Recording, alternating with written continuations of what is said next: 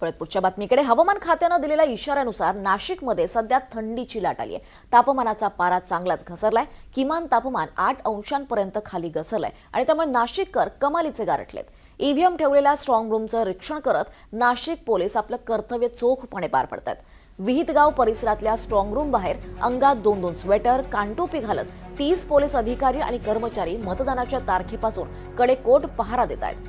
त्याचबरोबर शेकोटीचाही आधार घेतला जातोय। मतमोजणी प्रक्रिया लांबल्यामुळे पोलिसांवर कामाचा किती ताण आलाय याचा अंदाज ही दृश्य बघून येतोय। दरम्यान ऐन थंडीत पोलिसांकडून इथे कशी पाळत ठेवली जाते याचा आढावा घेतलाय आमचे प्रतिनिधी प्रांजल कुलकर्णी यांनी।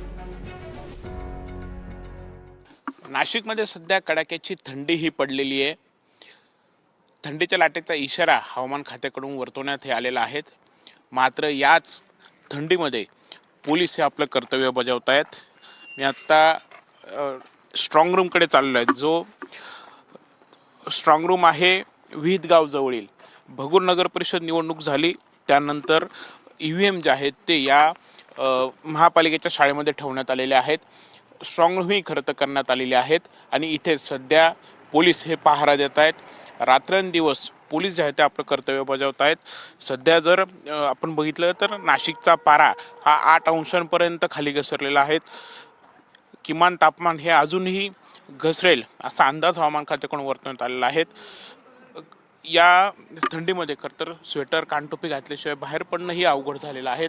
मात्र या हाडं गोठवणाऱ्या थंडीत देखील पोलीस जर आपण बघितलं तर या स्ट्रॉंग रूमला त्यांनी अशा प्रकारे पहारा दिलेला आहे। रात्रभर ते इथे तैनात आहेत। तिकडे स्ट्रॉंग रूम वरती आपण बघितलं तर 3 लेअरमध्ये यांचा बंदोबस्त आहे। मध्ये CRPF असेल किंवा इतर पोलीस कर्मचारी अधिकारी तिथे आहेत, तर बाहेर इथे पोलीस हे बंदोबस्तासाठी आहेत। डाव्या बाजूला जरी आपण बघितलं तर कुठेतरी शेकोटीचा देखील आधार हा घेतला जातोय। हे अधिकारी आहेत, त्यांच्याशी आपण बोलण्याचा प्रयत्न करूयात। सर, कडाक्याची थंडी आहेत, हाडं गोठवणारी थंडी आहेत, मात्र अशातही बंदोबस्त आहेत। काय थंडीचा काय त्रास जाणवतो? नाही आता नाही तसं थंडीचा त्रास वगैरे थोडीफार थंडी आहे, थोडी थंडी वाढत जाते। आता आम्ही 2 दिवसापूर्वी पण नाईटला होतो, पण आता आम्हाला या गोष्टीची सवय, पण थंडी आहे बऱ्यापैकी। सर्व अधिकारी अंमलदार पॉईंटवरती हजर आहेत आणि व्यवस्थित सर्व जो तो आपापल्या सतर्कतेने नोकरी ड्युटी करत आहे। त्यामुळे तसं एवढं हे नाही, पण थंडी वाढते। थंडी गेल्या 2-3 दिवसापासून बऱ्यापैकी वाढत चाललेली आहे। कानटोपी स्वेटर देखील आहेत, कशी आपण खबरदारी देखील घेतो? ह्या मागील 2 दिवसापासून थंडीची नाशकात लाटसारखं आलेलं आहे। त्यामुळे जो बंदोबस्त लागलेला आहे आमचा ते थंडीपासून बचावासाठी शेकोटी वगैरे पेटवून आम्ही बंदोबस्त चोखपणे करीत आहोत।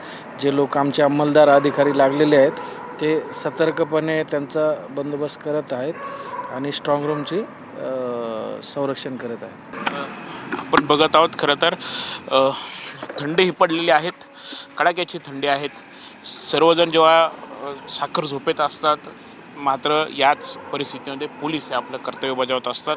आपण जर बघितलं तर पोलिसांना नेहमी म्हणजे आपण असंही म्हटलं तर पोलीस हे नेहमी सॉफ्ट टार्गेट हे असतात, मात्र तेच पोलीस बनवून काम करणं हे तेवढं अवघड देखील आहे। कॅमेरामॅन की पर्सवर प्रांजल कुलकर्णी, NDTV मराठी, नाशिक।